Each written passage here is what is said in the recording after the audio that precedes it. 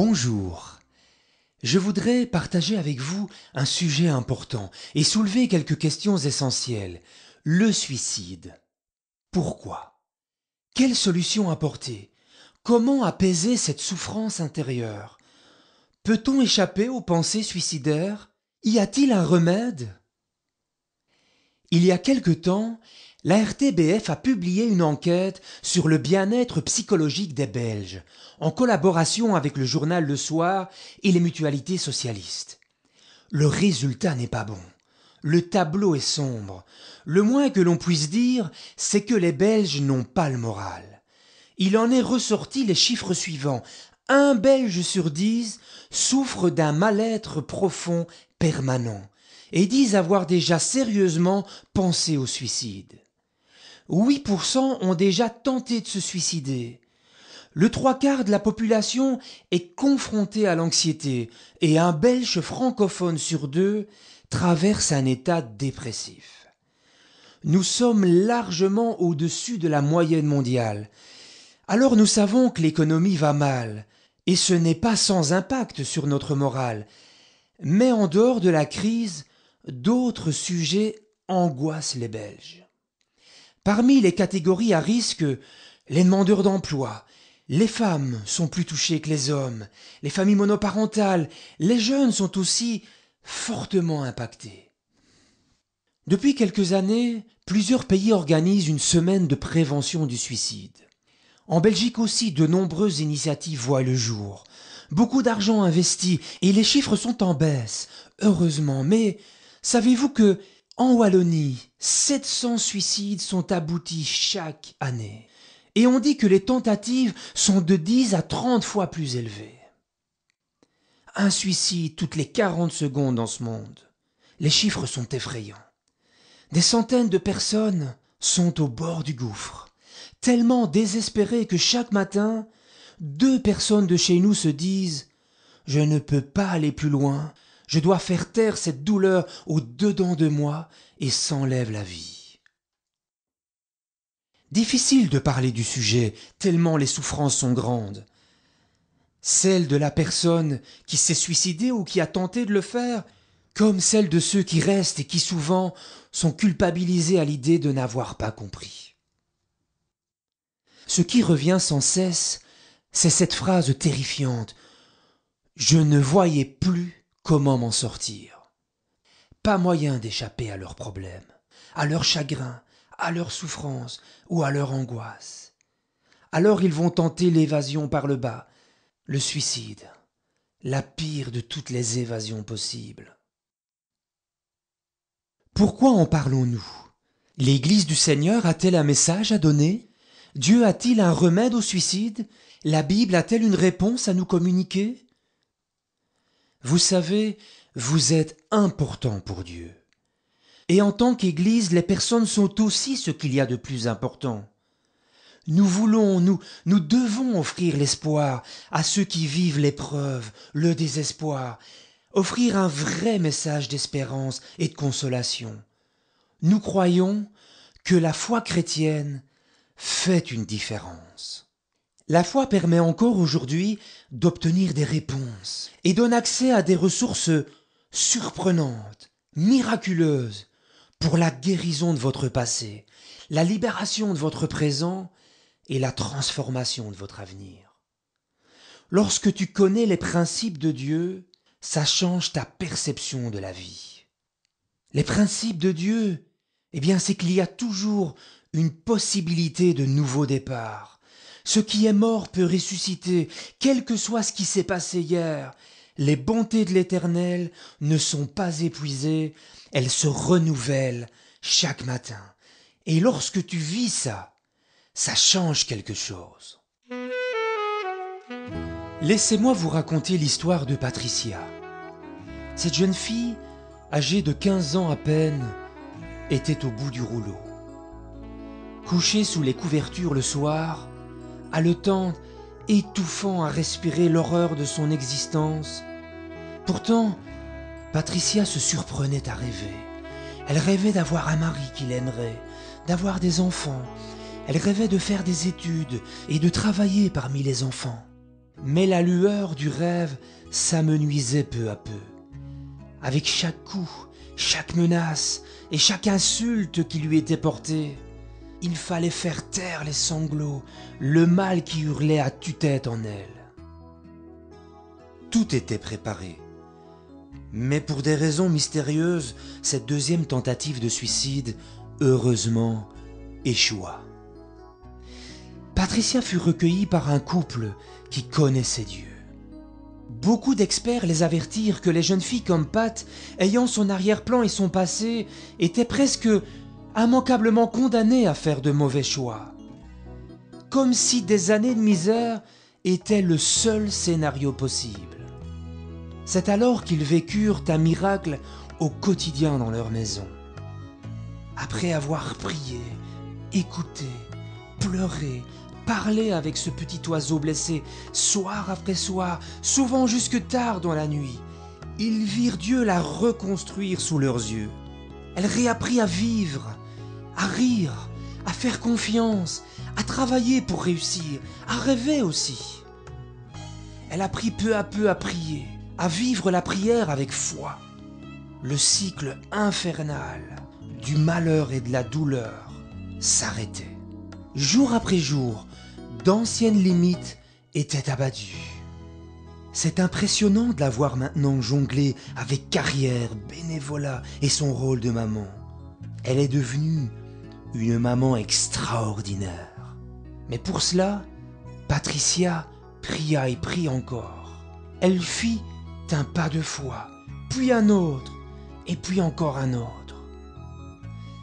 Par ce témoignage, elle nous annonce qu'une vie difficile aujourd'hui peut devenir l'aube d'un jour nouveau, sachant que Dieu est véritable pour ceux qui veulent bien ouvrir la porte de la foi.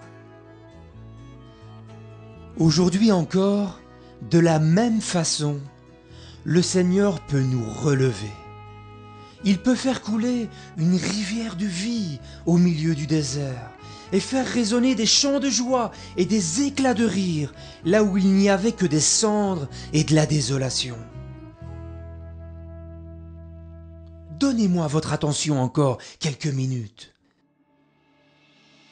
Quelle que soit votre perte, quoi que ce soit qui vous ait été dérobé ou arraché, il existe un Dieu qui dit à chaque être humain qui se tourne vers lui avec foi: je peux rebâtir ce qui a été détruit, te permettre de retrouver ce que tu as perdu ou ce qui t'a été volé.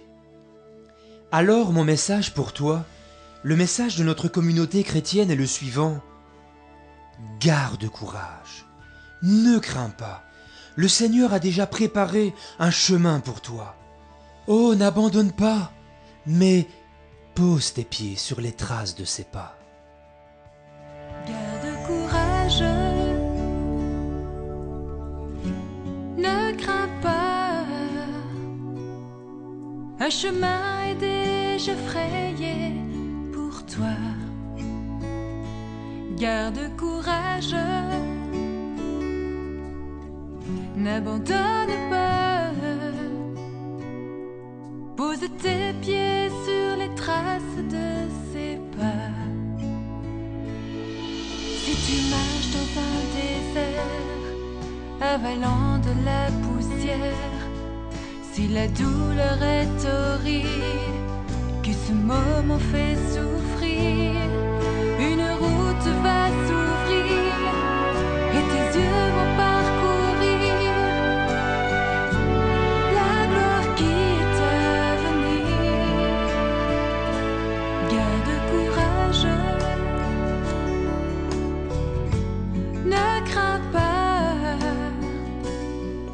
un chemin est déjà frayé pour toi. Garde courage, n'abandonne pas, pose tes pieds sur les traces de ses pas. Délivré de la souffrance, racheté dans nos absences, nous retournerons ensemble, habiter dans sa présence.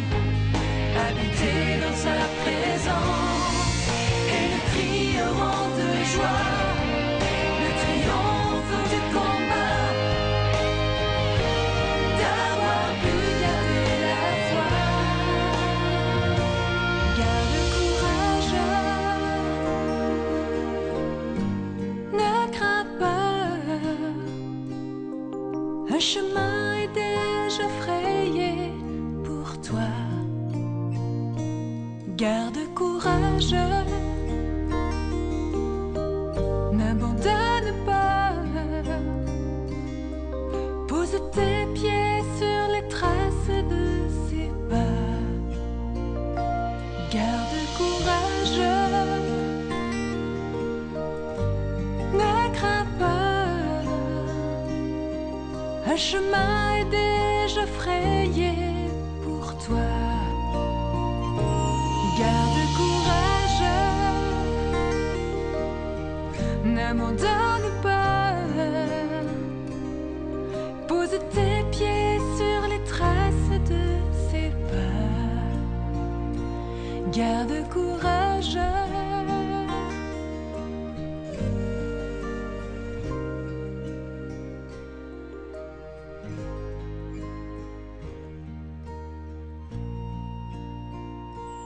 Garde courage.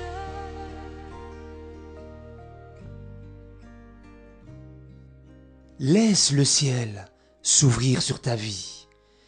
Dieu veut restaurer ton corps, ton cœur, ton âme, ton esprit, recréer ta vie. Tu réapprendras à respirer, à dormir, à sourire, à rire. Des chaînes de souffrance, de peur, de colère, de culpabilité, de désespoir, de questionnement, de honte tomberont à tes pieds. Tu seras debout, beau, belle. Dieu ne veut pas te condamner, mais te remplir de foi, de patience, de persévérance et d'espoir. Et tu deviendras une source de restauration pour ceux qui t'entourent. Je t'invite à réaliser ce verset de l'Épître aux Romains dans le Nouveau Testament. De même aussi, Dieu vient au secours de nos faiblesses, et nous avons la conviction que toute chose concourt au bien de ceux qui aiment Dieu, car ils sont appelés selon ses plans. Car nous sommes persuadés que rien ne pourra nous séparer de l'amour de Dieu en Jésus-Christ notre Seigneur. Dieu n'est pas une force impersonnelle, un Dieu froid et distant. Il te connaît. Tu es important pour lui. Tu n'es pas un accident pour lui. Il a des plans pour toi. Tu es aimé et désiré par lui. Et il est déjà engagé envers toi. Il y a bien des domaines dans ma vie où je ne suis plus capable, où j'arrive à mes limites. Et là, Dieu vient lorsque je mets ma foi en lui. Je t'invite à faire cette prière qui se trouve dans les psaumes au chapitre 118. C'est assez. Pourquoi continues-tu à t'enfoncer, ô mon âme? Dieu me relèvera. Il m'a sorti de l'emprise de la tombe. Je ne mourrai pas, mais je vivrai pour raconter les œuvres de l'Éternel. Tu peux dire c'est assez maintenant et prendre la décision qui change tout. La vie est remplie de moments et de décisions qui changent beaucoup de choses. Les gens prennent des décisions de s'enlever la vie en un instant.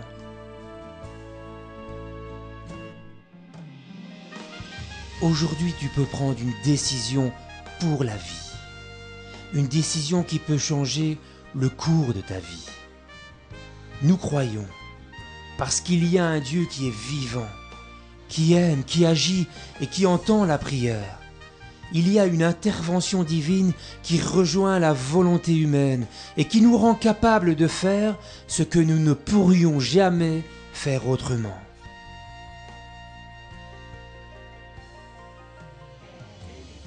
Seigneur, tu as été envoyé pour guérir les cœurs brisés. Donne-leur la force de dire « Je ne mourrai pas, je vivrai à la lumière des vivants ».